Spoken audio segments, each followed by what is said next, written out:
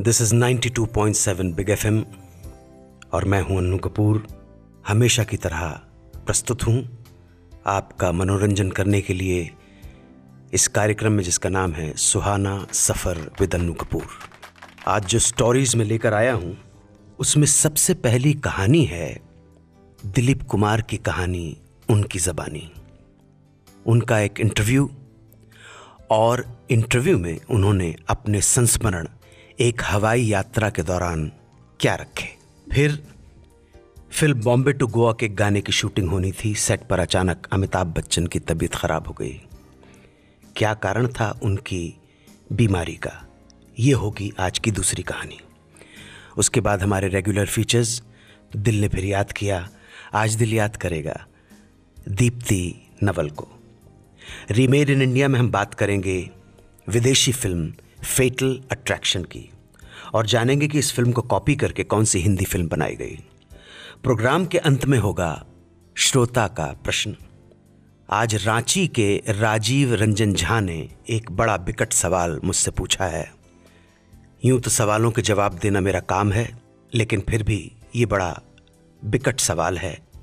कोशिश करूंगा, सोचूंगा, विचार करूंगा, चिंतन करूंगा रांची के राजीव रंजन झा के प्रश्न का उत्तर देने का। दिलीप कुमार की कहानी, दिलीप कुमार की ज़बानी। दिलीप कुमार ने एक बार अपने साक्षात्कार में यह बताया था। उनके इंटरव्यू को ही मैं पढ़कर सुना रहा हूं।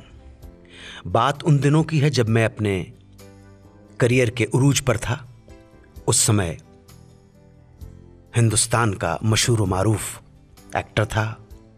एक बार हवाई जहाज से सफर कर रहा था। मेरी बगल में बैठे हुए एक बुजुर्ग थे। उन्होंने सादा सिंपल पैंट शर्ट पहना हुआ था और बिल्कुल सहज और सरल लग रहे थे। हवाई जहाज में बैठे सारे लोगों की नजर मुझ पर थी, लेकिन वो शख्स, वो बुजुर्ग मेरी तरफ देख भी नहीं रहे थे। बड़े आराम से अखबार पढ़े जा रहे थे और बार बार खिड़की से झांक कर देख भी लेते थे बाहर। चाय का समय हुआ तो उन्होंने चाय भी पी। मुझे बड़ा ताज्जुब हुआ कि ये व्यक्ति मेरी तरफ देख भी नहीं रहा है, जबकि हवाई जहाज के सारे पैसेंजर्स दिलीप कुमार की तरफ देख रहे थे, मुस्कुरा रहे थे, हाथ हिला रहे थे, और ये शख्स उनकी तरफ देख भी नहीं रहा। थोड़ी देर बाद मेरी नजरें उस शख्स से मिली। मैं उनकी तरफ देख के थोड़ा हंसा, उन्होंने भी स्माइल दी और हम दोनों में धीरे धीरे बातचीत शुरू हो गई।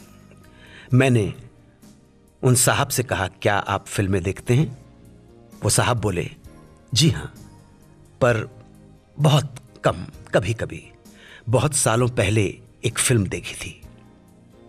फिर मैंने बताया कि मैं फिल्मों में ही काम करता हूं।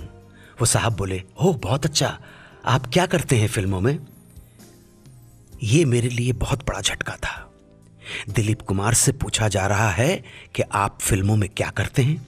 बहरहाल मैंने जज्बात पे काबू करते हुए कहा, मैं फिल्मों में एक्ट करता हूं, एक्टर हूं। वो साहब बोले, बहुत अच्छा लगा आपसे मिलके।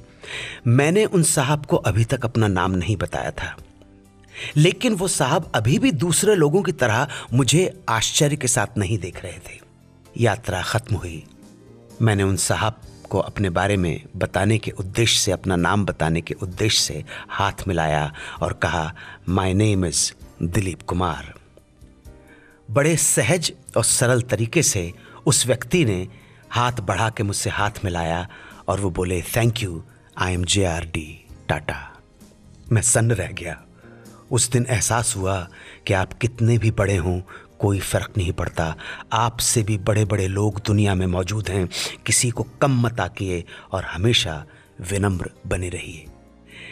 ये दिलीप कुमार की ग्रेटनेस है कि उन्होंने अपने इंटरव्यू में ये बात तस्लीम की है। JRD टाटा की ग्रेटनेस के ऊपर कोई क्वेश्चन नहीं है, तो दिलीप कुमार की ग्रेटनेस पर भी कोई क्वेश्चन नहीं। फिल्म बॉम्बे टू गोवा का एक गाना शूट होना था। देखा ना हाय रे, सोचा ना हाय रे, रखती निशाने पे जान। सेट पर अचानक अमिताभ बच्चन की तबीयत खराब हो गई। महमूद जब सेट पर पहुंचे तब उन्हें भी ये बात बताई गई। महमूद पहुंच गए अमिताभ बच्चन से मेकअप रूम में मिलने। अमिताभ बच्चन से मिलते ही उन्हें सारा माजरा समझ में आ गया।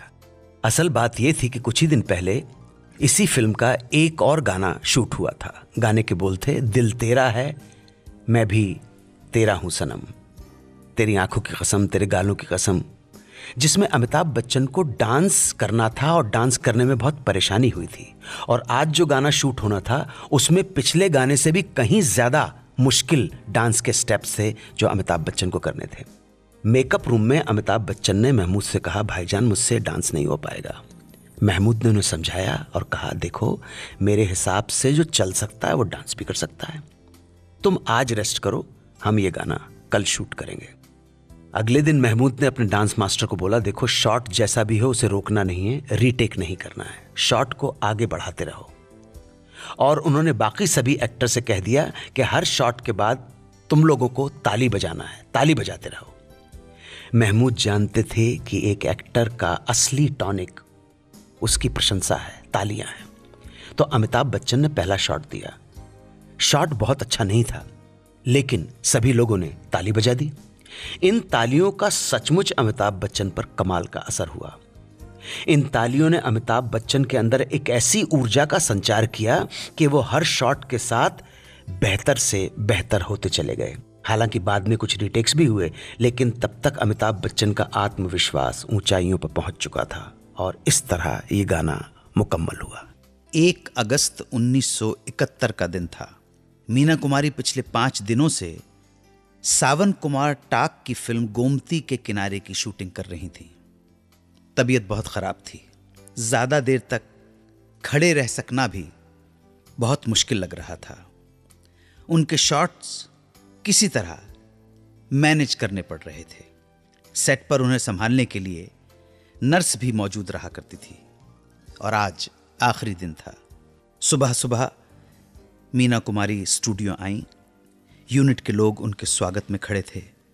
उन्हें कार से उतारा गया और सेट तक पैदल चलने की रिक्वेस्ट की। आगे कदम रखते ही मीना ने देखा कि गेट से स्टूडियो फ्लोर तक के रास्ते में उनके चलने के लिए गुलाब की पंखुड़ियां बिछाई गई थीं। मीना कुमारी को गुलाब बेहद पसंद थे। मीना सेट पर पहुंची और अपने आखिरी शॉट की तैयारी करने लगी। कैमरा ऑन हुआ। शॉट देते वक्त अचानक मीना को चक्कर आ गए। वो गिर पड़ी। अभिनेत्री श्यामा जी भी उनके साथ थीं। उन्होंने संभाला और बाद में नर्स ने आकर उन्हें दवाई दी। तब मीना की तबीयत कुछ संभली। थोड़ी देर आराम के बाद, संभलने के बाद उन्होंने अपने जीवन का आखिरी शॉट पूरा किया। शॉट खत्म होते ही तालियों की आवाज से पूरा सेट गूंज उठा। मीना जी के ऊपर फूल बरसाए जाने लगे। दर्द कितना था और क्या था ये तो मालूम नहीं, लेकिन मीना कुमारी मंद मंद मुस्कुराए जा रही थीं। इत्तेफाक से उस दिन मीना का जन्मदिन भी था। सेट पर ही उनके जन्मदिन का केक काटा गया। मीना खुश लग रही थी। कुछ देर तक सेट पर बातें करती रहीं और उसके बाद सबसे विदा लेकर घर लौट गईं। मीना कुमारी ने 7 साल की उम्र में फिल्मों से नाता जोड़ा था और अपने आखिरी शॉट के 7 महीने बाद यानी 31 मार्च 1972 को वो दुनिया से ही नाता तोड़कर चली गईं, हमेशा हमेशा के लिए। मेरे मन में एक प्रश्न आया कि क्या इन 7 महीनों में पिक्चर की शूटिंग, एडिटिंग, डबिंग पूरी हुई कि नहीं हुई। तो मैंने फिल्म के निर्देशक श्री सावन कुमार टाक को फोन लगाया और अपनी शंका बताई। सावन कुमार टाक जी ने कहा कि उन दिनों मैं ही सब कुछ किया करता था। ये जो आखिरी शॉट मीना जी ने दिया था, उसके बाद मैंने फौरन प्रोसेसिंग के लिए नेगेटिव्स भेजे। जल्दी से प्रोसेस होकर फिल्म आ गई। डिजिटल का ज़माना नहीं था। और फिर मैं एडिटिंग पे बैठ गया और उसके बाद डबिंग की। इस फिल्म की डबिंग भी मीना कुमारी ने अपने बीमारी की हालत में ही की। दिल ने फिर याद किया। आज दिल याद करेगा दीप्ति नवल को। दीप्ति नवल का जन्म 3 फरवरी 1957 को अमृतसर में हुआ था।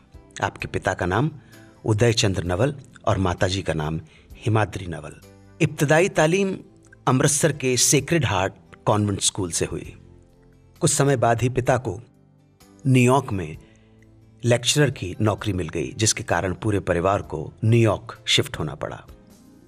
यहां इनके पिता सिटी यूनिवर्सिटी के लेमान कॉलेज में अध्यापन का कार्य करने लगे। न्यूयॉर्क के ही हंटर कॉलेज से दीप्ति नवल ने पेंटिंग में, फाइन आर्ट्स में ग्रेजुएशन किया। पिता चाहते थे कि वो आगे भी पेंटिंग की पढ़ाई जारी रखें, लेकिन दीप्ति नवल का रुझान अचानक अभिनय की तरफ हो चुका था। अपने लक्ष्य को साधते हुए दीप्ति नवल बंबई आ गई। थोड़े संघर्ष के बाद इन्हें पहली फिल्म मिली। फिल्म का नाम था जलियांवाला बाग। इसके बाद इन्हें कुछ और भी फिल्मों में काम करने का मौका मिला, जैसे जुनून, एक बार फिर, हम पांच इत्यादि। जिन फिल्मों से दीप्ति नवल को असली पहचान मिली वो फिल्में रहीं चश्मे बद्दूर, साथ साथ, अंगूर, रंग बिरंगी, किसी से ना कहना, कथा, कमला, मिर्च मसाला इत्यादि।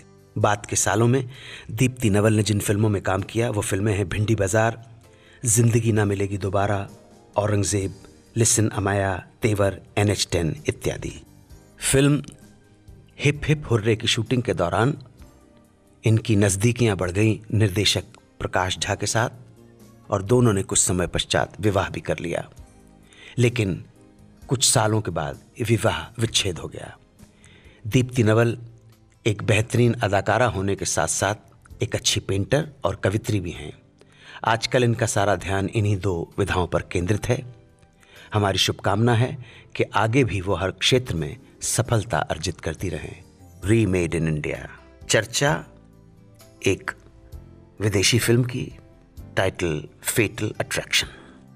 प्लॉट: डैन कैलागर एक कामयाब वकील है जो अपनी पत्नी बेथ और बेटी एलन के साथ न्यूयॉर्क में रहता है। बेटी और पत्नी कुछ दिनों के लिए शहर से बाहर जाती हैं। इसी बीच डैन की मुलाकात एक पब्लिशिंग हाउस की एडिटर अलेक्जेंड्रा फॉरेस्ट से होती है। एक शाम मिलते हैं। शाम अंतरंग होती चली जाती है, दोनों समाते जाते हैं एक दूसरे में, और डैन इसे एक रात की बात समझकर आगे बढ़ना चाहता है। लेकिन एलेक्स डैन से डिमांड करती है, उसे दोबारा मिलना है, उसे डैन चाहिए। डैन जब इनकार करता है तो वो फेटल होकर अपनी नसें काट लेती है। डैन किसी तरह सिचुएशन को संभालता है और एलेक्स को समझाने की कोशिश करता है कि वो मैरिड आदमी है, प्लीज इस तरह की हरकत दोबारा नहीं करे वो। लेकिन एलेक्स पर अब जुनून सवार हो चुका है। वो हर हाल में डैन को पाना चाहती है। डैन हर संभव प्रयास करता है कि एलेक्स उसकी जिंदगी से दूर चली जाए और वो एलेक्स से छुटकारा पाले, लेकिन उसका हर प्रयास असफल विफल हो जाता है। एक दिन इसी उन्माद में एलेक्स चाकू लेकर डैन के घर तक पहुंच जाती है और उसकी पत्नी बेथ पर हमला भी कर देती है।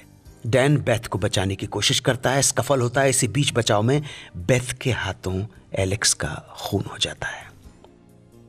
इसी प्लॉट पर हिंदी में भी एक फिल्म बनी। डैन और एलेक्स की भूमिका को निभाया फरदीन खान और उर्मिला मातोंडकर ने, और वाइफ बेथ के रोल में थी सोनाली कुलकर्णी। संगीत संदीप चौटा का, निर्माता Ram Gopal Varma, directed by Rajat Mukherjee. Film का नाम था Pyaar Tune Kya Kiya. Welcome back to 92.7 big FM। Last segment Ranchi के राजीव रंजन झा ने विकट प्रश्न पूछा है कि क्या सचमुच आज हमारे देश में असहिष्णुता बढ़ रही है। राजीव जी, तटस्थ भाव से आपके प्रश्न का उत्तर देने की चेष्टा करूंगा, कोशिश करूंगा, गलत भी हो सकता हूं। धर्म, जाति, संप्रदाय, रंग के आधार पर इंटॉलरेंस, असहिष्णुता केवल भारत की ही नहीं, संपूर्ण विश्व की समस्या है। धर्म, रिलीजन, जाति, कास्ट, क्रीड, कलर, रंग भेद अगर छोड़ दिया जाए तो पूरे विश्व में असहिष्णुता का आधार धर्म है, रिलीजन। परंतु मीडिया एक्सपोजर ने जन जन तक ये लहर बहुत बड़ी दिखाकर इसको विशाल रूप दे दिया है। 1984 के दंगे भीषण और व्यापक थे और ओरिजिन था रिलीजन टू पॉलिटिक्स। अंतिम बात, ये विडंबना है, आयरनी है कि हम भारतीय आपस में एक दूसरे के लिए असहिष्णु हैं, इंटॉलरेंट हैं। हमारा इतिहास गवाह है कि विदेशी आतताइयों के लिए, आक्रमणकारियों के लिए बहुत टॉलरेंट रहे हैं। इसीलिए तो विदेशियों ने इस देश को लूटा और बर्बाद किया, और हम टॉलरेंस या भयभीत कायरता में उन्हें वेलकम करते चले गए। वरना एक देश 1500 साल गुलाम रहे, ये बात समझ नहीं आती। काश गीता को हमने अपनाया होता, अपने चरित्र में लागू किया होता। अर्जुन की करुणा को कृष्ण कायरतापूर्ण भाव कहते हैं। हमारी शांति की गुहार कहीं हमारी कमजोरी या भय की अवस्था तो नहीं दर्शाती है? उत्तर मिल जाए तो शेयर जरूर कीजिएगा। कोशिश की है मैंने, जो भी मेरा अध्ययन है, मनन है, चिंतन है, तटस्थ भाव के साथ, तटस्थ दृष्टिकोण के साथ राजीव रंजन झा साहब आपके विकट प्रश्न का उत्तर देने की कोशिश की है। हो सकता है मैं फेल हो जाऊं, और हो सकता है मेरी बात 92.7 बिग FM के श्रोताओं के माध्यम से उनके दिलों में पहुंच जाए। आज के लिए इतना ही, आज्ञा दीजिए, दुआ में याद रखिएगा। खुदा हाफिज, जय हिंद, वंदे मातरम।